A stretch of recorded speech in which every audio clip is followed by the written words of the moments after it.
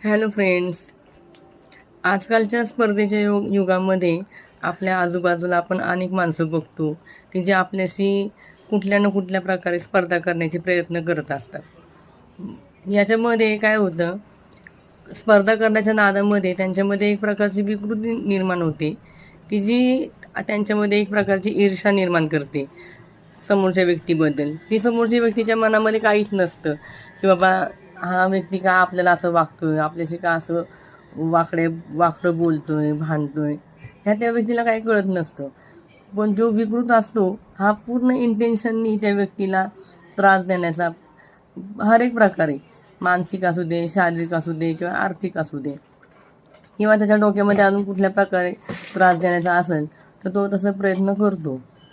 आणि मग जो समोरचा त्रास सहन करतोय त्याला याच्याबद्दल काही कळत नसतं आणि तो एक 1-2 वर्ष जर सोबत राहत असेल तर 1-2 वर्ष तो त्रास सहन करतो, पण एक थोड्या वर्षानंतर किंवा महिन्यानंतर त्याच्या त्रासाचा उद्रेक होऊन ती व्यक्ती काय त्या विकृत माणसाला त्याच्या लायकीप्रमाणेच मग वागवायला चालू करते. मग त्या विकृत माणसाला कळतं की अरे बापरे, आपल्याशी का असं वागतात ते.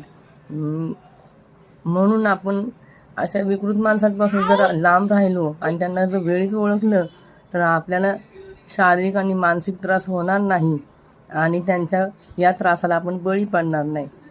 कसा वाटला मग आजचा व्लॉग?